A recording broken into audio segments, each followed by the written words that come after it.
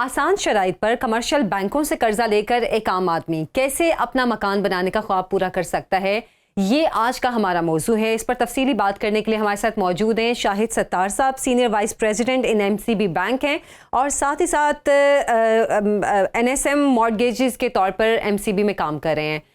शाहिद साहब, बहुत शुक्रिया आपके वक्त का। सबसे पहले आपसे सबसे सादा सवाल ही इस बारे में करना चाहेंगे कि हाउसिंग फाइनेंस क्या है और हाउसिंग स्कीम में या हाउसिंग सेक्टर में इसकी इम्पोर्टेंस क्या है? Thank you for having me in the show. Housing finance basically derive होता है, अगर हमने हाउसिंग फाइनेंस को अंडरस्टैंड करना है, first we need to understand the importance of housing sector. Housing sector जो है वो एक की ड्राइवर के तौर पे देखा जाता है जो किसी भी मुल्क के इकोनॉमिक ग्रोथ या उसकी जीडीपी की ग्रोथ में उसका एक अहम रोल है। अगर आप इसको देखें कि जो भी डेवलप्ड कंट्रीज़ हैं या फर्स्ट वर्ल्ड कंट्रीज़ हैं, वहाँ के उन कंट्रीज़ के अंदर housing finance to GDP ratio is beyond 50%। अगर आप इसको साउथ एशिया में देखें तो the average ratio is 3.4%, with Pakistan running at the bottom with less than 1%। So importance housing finance की बहुत ज़्यादा है किसी भी इकॉनमी की ग्रोथ में, क्योंकि when you boost the housing sector तो उसके अंदर अलाइड मोर देन 40 इंडस्ट्रीज़ हैं जो ग्रो करती हैं और ये क्लब करती हैं ओवरऑल इकोनॉमिक एक्टिविटी को और वेलबींग ऑफ द कंट्री को। हाउसिंग फाइनेंस पाकिस्तान में initially it started back in 1950s through HPFC और commercial banks came into this business in early 2000 and primarily they were dealing or catering the need of affluent customers, affluent segment of people in the top 5 to 10 cities. ठीक है। तो ये जो product है अभी इसमें बहुत ज़्यादा करंटली जो बैंक्स ऑफर कर रहे हैं उसमें 3 से 4 वेरिएंट्स हैं, जिसमें जो भी एक आम कस्टमर है वो प्लॉट लेके बैंक के थ्रू उस पर घर बना सकता है। अगर उसके पास अपना प्लॉट है तो वो उस पर कंस्ट्रक्शन कर सकता है। अच्छा। वो घर खरीद सकता है और अपने एग्जिस्टिंग घर को रेनोवेट भी कर सकता है। So these are the 4 variants currently available. तो शायद ये बताएं कि अभी आपने पहले बात की कि ये HPFC का एक अपना तरीका होगा, फिर जब कमर्शियल बैंक्स आए हैं, बिकॉज पूरी दुनिया के अंदर कमर्शियल बैंक्स जो है वही लीड करते हैं मॉर्गेजेस को। तो ये पहले तो चलिए हम चैलेंजेस के ऊपर बाद में आ जाएंगे। तो ये कौन सी when you say affluent class, what do you mean? Like किस cadre of people, किस SEC, ABC वाले लोग हैं जो इन स्कीम से फ़ायदा आप हाउसिंग लोन्स जो हैं वो इफ़ेक्टिवली ले सकते हैं? वो कौन लोग हैं जो नहीं ले सकते? हाउ डू यू जज द क्राइटेरिया? इसके ऊपर थोड़ा तफसीलन बताइएगा। जी, इसमें देखिए, जब commercial banks when they entered into the business, तो कमर्शियल बैंक्स की एक माइंडसेट ये है कि हमने इसको मेन सिटीज़ के अंदर फाइनेंसिंग इनिशिएट की उन्होंने इनिशियली, और उसमें क्योंकि हम जिस कंट्री में, हमारे मुल्क में it's a high interest rate regime, currently we are around 20%। So यहाँ पे to qualify for a certain loan, उसके लिए हमें एक इनकम रिक्वायरमेंट होती है, क्योंकि जो बैंक्स की पॉलिसीज़ हैं उसमें यह है कि एक सर्टेन लेवल ऑफ इनकम आपको चाहिए to avail a certain amount of loan. हमारे मुल्क के अंदर जो करंटली प्रॉपर्टी प्राइसेस है उसमें उसकी वजह से जो मिडल और लोअर क्लास है वो बैंक्स को उसकी एक्सेस नहीं मिलती फाइनेंसिंग के, because of their income levels and because of the property values. So ये कन्फाइंड हो जाता है product in major cities and to higher और अपर क्लास।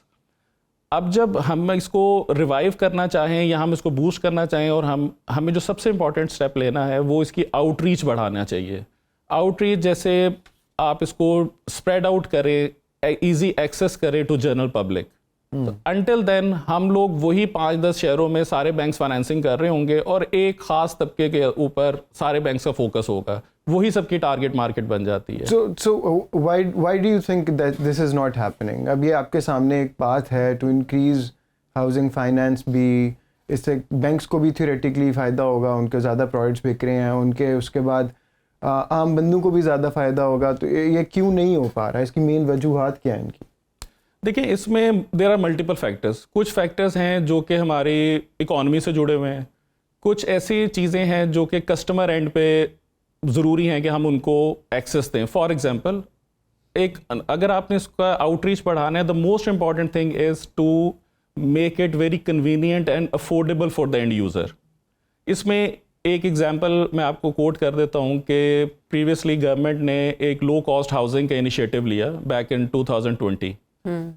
हमने ओवरऑल जो हमारा हाउसिंग फाइनेंस का पोर्टफोलियो है it's over 400 billion, out of which 80 billion plus were lend in like almost in 2 years, which means कि जब बैंक्स ने initiative लिया और उन्होंने इंट्रोड्यूस की एक लो कॉस्ट सेगमेंट के लिए उन्होंने less interest rate fixed markup rate के ऊपर प्रोडक्ट लॉन्च किया और बैंक्स को इनकरेज किया कि वो अपना प्रोडक्ट को इन 5-10 शहरों से बाहर लेके जाएं जिसमें हम टियर 2 टियर 3 सिटीज़ में जाएं। अकॉर्डिंगली बैंक्स ने अपना इंफ्रास्ट्रक्चर डेवलप किया and they started doing the business. So that's the point कि अगर हमने इसको बढ़ाना है, इनकरेज करना है, तो हमें interest rate is the most important factor, क्योंकि it's a long term facility जिसके अंदर इंटरेस्ट रेट बहुत हेविली मैटर कर रहा होता है एंड यूज़र के लिए। दूसरी चीज़ ये है एक्सेस टू फाइनेंस। तो ये दोनों चीज़ें अगर क्लब हो जाएं तो एंड यूज़र के लिए इसकी अफोर्डेबिलिटी और अवेलेबिलिटी जो है वो बेहतर हो जाती है। डॉक्यूमेंटेशन के ऊपर थोड़ा सा आप एलैबोरेट करें। So what kind of things आप जो देखते हैं जो जिसमें सबसे ज़्यादा इश्यूज आते हैं? देखिए, बैंक्स करंटली जो है वो 3 तरह के जो सेगमेंट है उनको फाइनेंस कर रहे हैं। एक सेगमेंट है सैलरीड, दूसरा है सेल्फ एम्प्लॉयड बिजनेसमैन एंड तीसरा है जो सेल्फ एम्प्लॉयड प्रोफेशनल्स होते हैं लाइक हमारे चार्टर्ड अकाउंटेंट्स हैं, डॉक्टर्स हैं, एक्सेट्रा। ये सारे segment of society they are open for banks. अब प्रॉब्लम यहाँ आती है जहाँ पे हम इनकी इनकम एविडेंस के ऊपर आते हैं। नंबर 1 उसमें यह है कि हमारे मुल्क के अंदर there is a big challenge of like documented economy नहीं है। पीपल हैव इनकम्स बट वो उस तरह से डॉक्यूमेंटेड नहीं है जो कि बैंक्स के क्राइटेरिया को फुलफिल करती हूँ। So banks are trying to evolve certain processes. Regulator ने भी इसके अंदर बैंक्स को काफ़ी फैसिलिटेट किया है in developing proxy income calculation criterias के जहाँ पे डॉक्यूमेंटेड नहीं है इनकम, वहाँ पे भी आप किसी एक इंडिविजुअल की इनकम को कैसे असेस कर सकें सो दैट कि उसको एक्सेस मिल सके फाइनेंसिंग के लिए। So the first step is to calculate a certain income और cash inflows of a customer so that कि आप डिराइव कर सकें कि how much he is eligible to get from the bank. Number 2 point है property documentation. अब property documentation में situation ये है कि हमारी कंट्री के अंदर मेजॉरिटी जो ट्रांजैक्शंस हैं वो एक लिमिटेड नंबर ऑफ डॉक्यूमेंट्स के ऊपर हो रही होती हैं ओपन मार्केट में। But when it comes to banks, so bank अपने रिकोर्स को सिक्योर करने के लिए कंप्लीट डॉक्यूमेंटेशन मांगते हैं।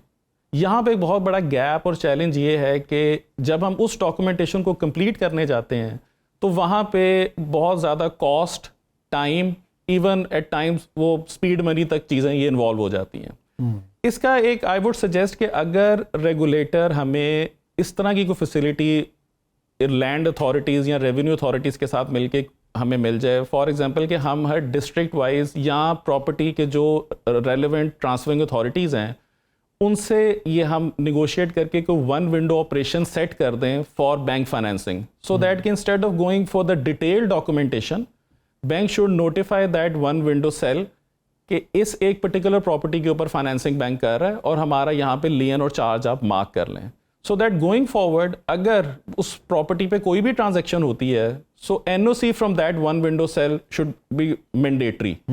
उससे होगा ये कि बैंक्स का कंफर्ट आएगा, कस्टमर के एंड पे कॉस्ट बचेगी, टाइम बचेगा और बैंक्स को अपने रिकोर्स में आसानी होगी। द मोमेंट ये आसानी आती है तो banks will become more aggressive in housing finance.